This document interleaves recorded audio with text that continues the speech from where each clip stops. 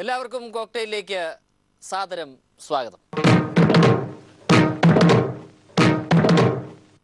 സഭ നിറയെ ഇന്ന് അരിപ്രശ്നമായിരുന്നു സംസാര വിഷയം.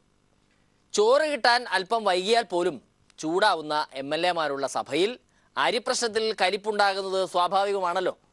നമ്മുടെ PC ജോർജിന് അരിപ്രശ്നമുണ്ട്.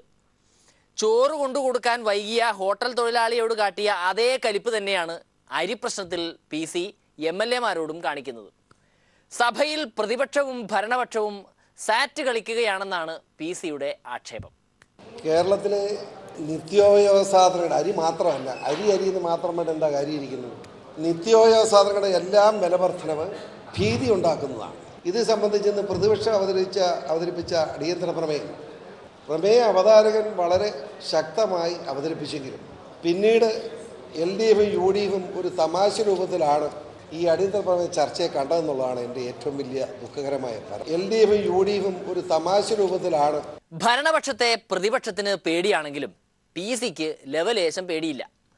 ഒരു മന്ത്രിയോട് രാജിവെക്കാൻ പറയാൻ പോലുമുള്ള ധൈര്യം പ്രതിപക്ഷ നേതാവിന് ഇല്ലാതിരുന്നാൽ PC-ക്ക് കണ്ടു നിൽക്കാൻ ഒക്കുമോ? ഞാൻ ചോദിക്കട്ടെ, കാര്യപ്രാപ്തിയില്ലാതെ മന്ത്രി രാജിവെക്കണമെന്ന് പറയാനുള്ള ആർജവും പോലും പ്രതിപക്ഷം ഇന്ന് കാണിച്ചില്ലല്ലോ. പറയാം, ഞാൻ കേട്ടോണ്ടിരിക്കല്ലേ. പ്രിയങ്കനായ പ്രതിപക്ഷ നേതാവ് രമേശ് ചെന്നിത്തല ഈ സ്ഥാനത്ത് തുടരാതെ രാജിവെച്ച് പിരിയുന്നതല്ലേ നല്ലതെന്ന് ആലോചിക്കണമെന്നാണ് പറഞ്ഞത്. ആലോചിക്കണം, രാജിവെക്കണമെന്ന് പറഞ്ഞില്ല. തിലോത്തമൻ ഈ കാര്യത്തിൽ ഒരു നടപടിയും സ്വീകരിക്കാൻ കഴിയുന്നില്ല എന്നുള്ള ശക്തമായ പ്രതിഷേധം ഞാൻ രേഖപ്പെടുത്തുകയാണ്. ഈ സഭ നടപടികൾ നിർത്തിവെച്ച് തന്നെ ഇത് ചർച്ച ചെയ്യാൻ അങ്ങ് മുൻകൈ എടുക്കേണ്ടതായിരുന്നു. ശക്തമായ പ്രതിഷേധം ഞാൻ രേഖപ്പെടുത്തുകയാണ്. ഇനി PC പറയുന്ന സഭയിൽ നടന്ന വോക്കൌട്ട് നാടകത്തിലേക്ക് വരാം. PC പറയുന്നതിൽ കാര്യമില്ലാതില്ല എന്ന് പറയാൻ ഒരിക്കലും കഴിയില്ല. ഒരു വോക്കൌട്ട് നടത്തുന്നതിൻ്റെ കഷ്ടപ്പാട് എന്താണെന്ന് കാണാം. വാക്കൗട്ട് പോലും തമാശ അല്ലായിരുന്നു, നിങ്ങൾ കണ്ടോണ്ടിരുന്നതല്ലേ. ഇങ്ങനെയാണോ വാക്കൗട്ട് നടത്തുന്നത്? രമേശ് ചെന്നിത്തല പ്രതിപക്ഷ നേതാവ് സംസാരിച്ച് നിർത്തി, കുറേ MLA-മാർ ചിന്ത വിളിച്ച് വെച്ച് അവിടെ ഇരിക്കുക. അപ്പോൾ സ്പീക്കർ ചോദിച്ചു, നിങ്ങൾ വാക്കൗട്ടാണോ?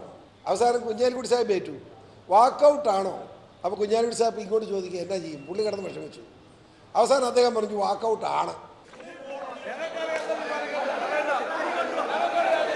സ്പീക്കർ കുത്തി ചോദിക്കുമ്പോഴാണ് വോക്കൌട്ട് നടത്തണോ വേണ്ടയോ എന്ന് കുഞ്ഞാലിക്കുട്ടി സാഹിബ് കൺഫ്യൂഷനിലായി പോയത്. അപ്പോൾ സ്പീക്കർ പറഞ്ഞു, വാക്കൗട്ട് പ്രസംഗമാണ് മുസ്ലിം ലീഗിൻ്റെത്, അതുകൊണ്ട് മുസ്ലിം ലീഗ് വാക്കൗട്ട് നടത്തും. കുഞ്ഞാലിക്കുട്ടി സാഹിബ് വാക്കൗട്ട് നടത്തിയപ്പോൾ കോൺഗ്രസും മുസ്ലിം ലീഗ് ഒരുമിച്ച് ഇറങ്ങി പോവാ. വാക്കൗട്ട് എടുത്തല്ലേ സർ? അതുകൊണ്ട് ഞങ്ങൾ എല്ലാവരും കൂടി വാക്കൗട്ട് എടുത്തു. കോൺഗ്രസും ലീഗും അവസാനം ഒരുമിച്ച് വോക്കൌട്ട് നടത്തിയപ്പോൾ പെട്ടുപോയത് പാവം അനൂപ് ജേക്കബാണ്. അപ്പോൾ ഘടകകക്ഷിയായ നമ്മുടെ അനൂപ് അവിടെ ഇരിപ്പുണ്ട്. അനൂപ് പ്രസംഗിക്കുക കേൾക്കാൻ അനൂപ് മാത്രം, വേറെ ആരുമില്ല. ഇതൊക്കെയാണോ പ്രതിപക്ഷം? എനിക്ക് സഹതാപം. ഒരു ഒറ്റക്കെട്ട് മാണി പിന്നെ ഒറ്റയാനായിട്ട് പൊക്കോട്ടെ. വാക്കൗട്ട് പുള്ളി പറഞ്ഞത് മൈൻഡ് ചെയ്യട്ടെ, 1 മിനിറ്റ് സംസാരിച്ച് ഇത്രയും പ്രായമായ മനുഷ്യനാണ്, നമുക്ക് ക്ഷമിക്കത്തക്കതുള്ളൂ. പക്ഷെ ബാക്കിയുള്ളവരുടെ മര്യാദ കാണിക്കണ്ടേ? അതാ ഞാൻ പറഞ്ഞത്. സഭയിലെ ഇന്നത്തെ നാടക കാഴ്ചകൾ വിവരിക്കാൻ മാധ്യമങ്ങൾക്ക് മുന്നിൽ വന്ന PC-യെ മാധ്യമപ്രവർത്തകർ ചിലത് പറയിക്കുക കൂടി ചെയ്തു. വികാരം മൂത്ത ഒരു വികാരി അച്ഛൻ ഒരു പെൺകുട്ടിയെ പീഡിപ്പിച്ചപ്പോൾ സഭയിൽ ഇന്ന് മിണ്ടാൻ ഒരു സാമാജികനും വായിൽ നാക്കില്ലായിരുന്നു. PC-ക്ക് പിന്നെ അങ്ങനൊരു വകതിരിവ് പ്രശ്നമൊന്നും ഇല്ലാത്തത് കൊണ്ട് എല്ലാം തുറന്നു പറഞ്ഞു. ഞാൻ ആ ചോദ്യത്തിന് ഉത്തരം പറയാൻ വന്നതല്ല. എങ്കിലും അങ്ങ് ചോദിച്ചത് ആ റൂബിൻ അച്ഛനെ പറ്റിയില്ല, കണ്ണൂരെ അല്ലേ? അങ്ങനെ പറ്റിയല്ലേ? നിങ്ങളിപ്പോഴല്ലേ അങ്ങനെ പറ്റി കേൾക്കുന്നത്? 10 വർഷത്തിന് മുമ്പ് ഞാൻ പരസ്യമായി പറഞ്ഞതാണ്, ഈ വൈദികനെ ചാട്ടവാർ കൊണ്ട് അടിക്കണമെന്ന് ഞാൻ പറഞ്ഞതാണ്, അറിയാവോ? വായിൽ തോന്നുന്നതൊക്കെ വിളിച്ചു പറയുന്നത് കൊണ്ട് PC-യുടെ വാക്കുകളെ പണ്ട് പുലി വരുന്നേ പുലി എന്ന് വിളിച്ചു പറഞ്ഞ ചെക്കൻ്റെ വാക്കുപോലെ തള്ളിക്കളഞ്ഞതായിരിക്കാനാണ് സാധ്യത. എന്തായാലും കഷ്ടമായിപ്പോയി.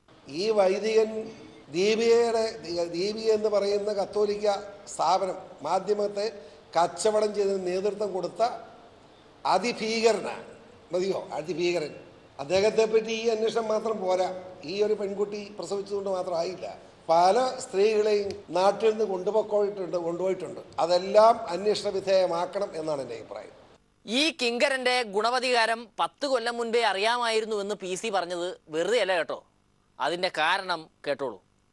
ഞാൻ ഒരു ദിവസം രാവിലെ 10 കൊല്ലം മുമ്പാണ് 6 മണിക്ക് ഈ അച്ഛനെ വിളിക്കുമ്പോൾ, ദീപികയുടെ കച്ചവടം കഴിഞ്ഞിരിക്കുക, അത് വെച്ചിട്ട് ഇച്ചിരി ശക്തമായി ഇടപെടാൻ വേണ്ടി ഞാൻ വിളിച്ചപ്പം ഒരു സ്ത്രീയാണ് ഫോൺ എടുത്ത് 6 മണിക്ക്. ഞാൻ ആ പെണ്ണിനോട് ചെനക്കേടി ഇവിടെ കാര്യം ചോദിച്ചു. എടാ അച്ഛൻ്റെ മുറിയിലാണ് വഴി, രാവിലെ 6 മണിക്ക് കച്ചവടം ചോദിച്ചു. സെക്രട്ടറിയാണ്, അച്ഛൻ്റെ സെക്രട്ടറിയാണ്. 6 മണിക്കാണ് കച്ചവടം. ഓടിച്ചതായി. അന്ന് ഞാൻ പറഞ്ഞ് കേട്ടിരുന്ന സഭയ്ക്ക് നാണക്കേടുണ്ടാവില്ല. 10 കൊല്ലം മുമ്പേ ഇതൊക്കെ അറിയാമായിരുന്നിട്ടും ഇതുവരെ ഒരു കുഴപ്പവുമില്ലാതെയാണ് ഈ പുങ്കവൻ കഴിഞ്ഞത്. ഇപ്പോഴും ആരും ഈ വികാരി കിങ്കരനെതിരെ മിണ്ടുന്നുമില്ല. ആരാണാവോ ഇവനെയൊക്കെ രക്ഷിക്കുന്നത്? ഈ അച്ഛനെ രക്ഷിക്കാൻ ഒരു രാഷ്ട്രീയക്കാരനും കൂടുകയില്ല. അങ്ങനെ കൂടുന്നവൻ ഏറ്റവും മ്ലേച്ഛനായിരിക്കും. മതിയോ? ഒരു മ്ലേച്ഛന് മാത്രമേ ഇതുപോലെ ഒരു വൃത്തികെട്ടവനെ സഹായിക്കാൻ കഴിയൂ. കോൺഗ്രസ് ഒരു ദേശീയ പാർട്ടി ആയതിനാൽ നേതാക്കൾക്കൊന്നും ഒരു കുറവുമില്ലല്ലോ. പക്ഷേ സംസ്ഥാന നേതാക്കൾക്കൊന്നും വേണ്ടത്ര മൈലേജ് ഈയിടെയായി കിട്ടുന്നില്ല. അതുകൊണ്ട് പുറത്തുനിന്ന് ആളുകളെ ഇറക്കി ഇനി പാർട്ടി പരിപാടികൾ കൊഴുപ്പിക്കാനാണ് കോൺഗ്രസിന്റെ ആലോചന. മഹിളാ കോൺഗ്രസിന്റെ പരിപാടിക്ക് തെന്നിന്ത്യൻ കോൺഗ്രസ് നടി ഖുഷ്ബുവിനെ തന്നെ ഇറക്കാനാണ് കോഴിക്കോട്ടെ കോൺഗ്രസ് നേതാക്കൾ ചരട് വലിച്ചത്. പുതിയ പ്രസിഡന്റ് ടി സിദ്ദിഖും പഴയ പ്രസിഡന്റ് KC അബുവും ഖുഷ്ബു എന്ന് കേട്ടപ്പോഴേ ഉഷാറിലായിരുന്നു. അങ്ങനെ ഒരുക്കങ്ങൾ തകൃതിയാണ്. രാഷ്ട്രീയത്തെക്കാൾ അദ്ദേഹത്തിന് താല്പര്യമുള്ള മേഖല സിനിമയും സ്പോർട്സുമാണെന്ന് ആർക്കാണ് അറിയാത്തത്? മികച്ച അഭിനയവും കളിയും കളിച്ചിട്ട് തന്നെയാണ് KC അബു ഇത്രയും നാൾ കോഴിക്കോട് DCC പ്രസിഡന്റ് ആയിരുന്നത്. അതുകൊണ്ട് തന്നെ സിനിമാക്കാരിയായ നേതാവിനെ സ്വാഗതം ചെയ്യാൻ അബുവിന് വാക്കുകളില്ല. ഒട്ടേറെ മലയാള സിനിമകളിൽ അഭിനയിച്ചിട്ടുള്ള പ്രശസ്ത താരം ഖുഷ്ബു ഈ പ്രതിഷേധ സമര സാക്ഷ്യം ഉദ്ഘാടനം ചെയ്യുവാൻ ഈ വേദിയിലെത്തുകയാണ്. പ്രഗത്ഭയായ സിനിമാ താരം എന്ന നിലയിലല്ല അവരിവിടെ എത്തുന്നത്. കോൺഗ്രസിന്റെ ഒഫീഷ്യൽ വക്താവും മദിരാശിയിലെ കോൺഗ്രസിന്റെ പ്രമുഖയായ ഒരു നേതാവ് കൂടിയാണത്. അങ്ങനെ ഒടുവിൽ ഖുഷ്ബു എത്തി. ഇനി സ്വാഗത പ്രസംഗമാണ്. പരിപാടി സംഘടിപ്പിക്കാൻ ഊർജം നൽകിയ ടി സിദ്ദിഖിനെ 2 വാക്ക് പൊക്കി പറഞ്ഞില്ലെങ്കിൽ എങ്ങനെയാണ്? കോഴിക്കോട് ജില്ലാ കോൺഗ്രസ് കമ്മിറ്റിയുടെ തിളക്കമാർന്ന വ്യക്തിത്വം കാഴ്ചവെക്കുന്ന പ്രിയങ്കരനായ ബഹുമാന്യനായ പ്രസിഡന്റ് അഡ്വക്കേറ്റ് ടി സിദ്ദിഖ് അവരുടെ യശ്വന്ത് സഹായിജി വന്നപ്പോൾ ഹിന്ദി അറിയാതെ പെടാപ്പാട് വെട്ട കോൺഗ്രസ്സുകാരെ പോലെ അല്ല ഇന്നത്തെ കോൺഗ്രസ്സുകാർ. മഹിളാ കോൺഗ്രസ്സുകാർ പോലും ഇപ്പോൾ വെടിപ്പായിട്ട് ഇംഗ്ലീഷ് പറയും. ഉദ്ഘാടനം ചെയ്യാൻ ഇവിടെ എത്തിയിരിക്കുന്ന നമ്മുടെ പ്രിയങ്കരിയായ ACCയുടെ വക്താവും സിനിമാ ലോകത്തിന്റെ മണിമുത്തുമായിട്ടുള്ള നമ്മുടെ പ്രിയങ്കരിയായ ശ്രീമതി ഖുഷ്ബു അവர்கள். ഖുഷ്ബുവിന്റെ ഊഴമാണ്. പൊടിവാറിയ 4 ഇംഗ്ലീഷ് കാച്ചിയപ്പോൾ സംഘാടകർക്ക് സമാധാനമായി. തങ്ങൾ വിളിച്ചോണ്ട് വന്നിട്ട് നഷ്ടമായി എന്ന് പറയാൻ ഇടവന്നില്ലല്ലോ.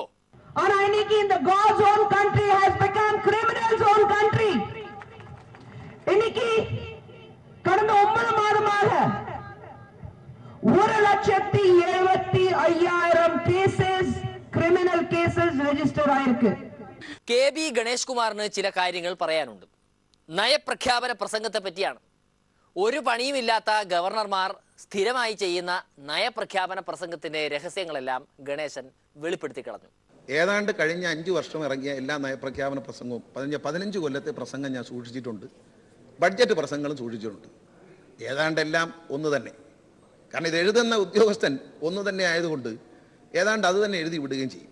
സത്യത്തിൽ ഇത്രയ്ക്ക് കഷ്ടപ്പെട്ട് 2 മണിക്കൂർ എടുത്ത് എന്തിനാണ് ഈ ഗവർണർമാർ നയപ്രഖ്യാപനം വായിച്ച് തള്ളുന്നത്? ഗണേശന്റെ സംശയമാണ്. ഒരു അഭിപ്രായം എനിക്ക് പറയാനുണ്ട്, ഒരു നിഷ്പക്ഷമായ അഭിപ്രായം. ബഹുമാനപ്പെട്ട ചെയർ കൂടി ശ്രദ്ധിക്കാനാണ്. ഈ ഗവർണറുടെ പ്രസംഗം ഒരല്പം ചുരുക്കുന്നതുകൊണ്ട് തെറ്റില്ല എന്നെനിക്ക് തോന്നുന്നു. 2.5 മണിക്കൂർ, 2:45, 2:15 മുൻ മുഖ്യമന്ത്രിമാരുടെ ഇരിപ്പുണ്ട്, ഇപ്പോഴത്തെ മുഖ്യമന്ത്രിയും മന്ത്രിമാരും ഉണ്ട്. നമ്മളത് എഴുതി കൊടുക്കുമ്പോൾ അല്പം ചുരുക്കിയാൽ, അദ്ദേഹം ഒരുപാട് വെള്ളം കുടിച്ചു, കേട്ടുകൊണ്ടിരുന്ന സ്പീക്കർ ചെയറിൽ നിന്ന് അദ്ദേഹം തന്നെ 6 ഗ്ലാസ് വെള്ളം കുടിച്ചു. അപ്പം നമ്മളിതൊന്ന് ചുരുക്കിയാൽ ജനങ്ങൾക്കും ചാനലുകാർക്കും പത്രക്കാർക്കും അംഗങ്ങൾക്കും ഇത് ശ്രദ്ധിക്കാൻ അവസരം കിട്ടും. കാരണം ഒരുപാട് കാര്യങ്ങൾ കയറി പറഞ്ഞിട്ട് കാര്യമില്ല. ചെയ്യാൻ പോകുന്ന കാര്യങ്ങളെ നട്ടെല്ല് അറിയാനാണ് ജനങ്ങൾ കാത്തിരിക്കുന്നത്. ഗണേശൻ പറഞ്ഞതിൽ തെറ്റില്ല. ഇത്തവണ നയപ്രഖ്യാപന പ്രസംഗത്തിനിടെ സാമാജികർ കൂർക്കം വലിച്ചുറങ്ങുന്നത് നമ്മൾ കണ്ടതാണല്ലോ. നിഷ്ക്രിയമായ ഒരു പ്രസംഗമാണ് ഇന്ന് നമ്മൾ കേട്ടത്. തികച്ചും വിരസമായ ഒരു പ്രസംഗമാണ് ഗവർണർ നടത്തിയത്.